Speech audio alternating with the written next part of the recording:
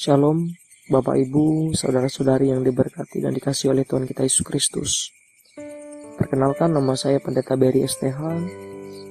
Saya akan menyampaikan perenungan untuk kita pada kesempatan hari ini. Tapi sebelumnya, marilah kita bersama-sama bersatu hati, kita berdoa. Tuhan, saat ini kami hendak mendengarkan firman-Mu. Berilah pengetahuan dan bimbinglah hamba-Mu ini, agar apa yang Kau firmankan dapat bekerja sesuai kehendak-Mu.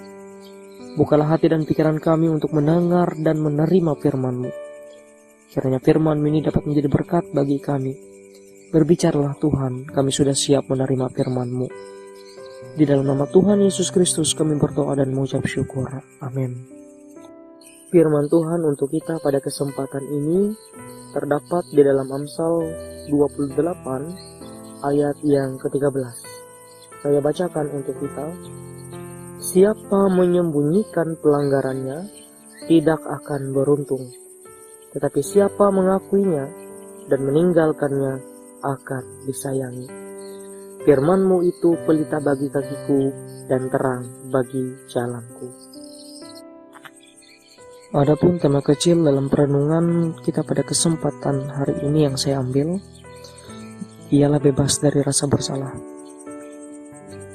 Bapak, Ibu, Saudara yang diberkati Tuhan Yesus Kristus, ketika berbuat salah, kadang seseorang cenderung akan selalu menutupinya. Tentu hal itu adalah hal yang menyedihkan, karena orang yang sudah berbuat salah dan terus mengulangi kesalahan itu, tentu adalah orang yang tidak beruntung. Kenapa demikian? Karena orang yang berbuat salah pasti akan selalu merasa gelisah di dalam setiap keadaannya, sehingga orang itu kurang memahami arti yang namanya kebebasan.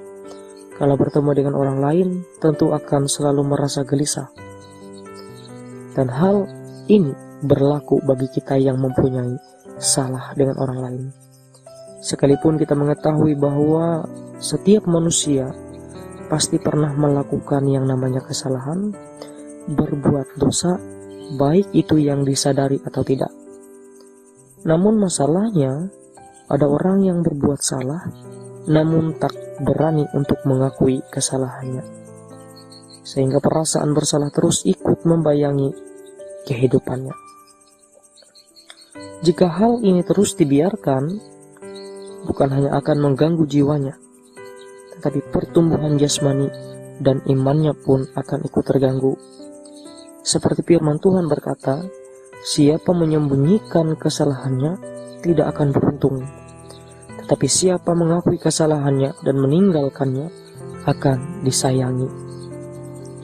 Jadi firman Tuhan menasehatkan, jika kita melakukan pelanggaran dan dosa, kita harus berani mengakuinya.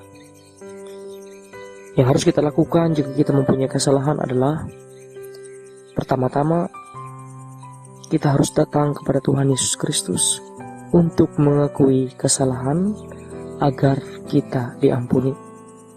Karena kunci sebuah pengampunan diberikan ialah sebuah pengakuan.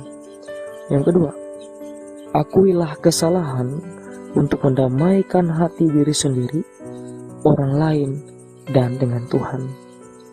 Dan yang ketiga dan terakhir, orang yang mengakui kesalahan ialah orang yang bertanggung jawab atas kesalahannya. Hal ini memang tidak mudah.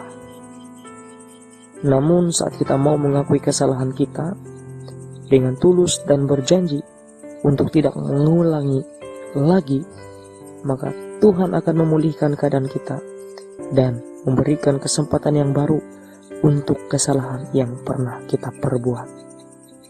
Amin untuk firman Tuhan. Marilah kita menutup perenungan kita pada kesempatan hari ini dengan kita bersama-sama bersatu hati, kita berdoa. Bapa yang di sorga, kami mau mengakui dan menyesali kesalahan-kesalahan yang sudah kami perbuat.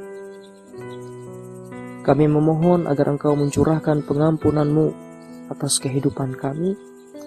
Ajarilah kami, Roh Kudus, untuk tidak tenggelam dalam rasa bersalah. Kami mau bangkit dan mau belajar dari kesalahan yang sudah kami lakukan untuk menjadi pribadi yang lebih baik. Dalam nama Tuhan Yesus Kristus, kami berdoa. Amin.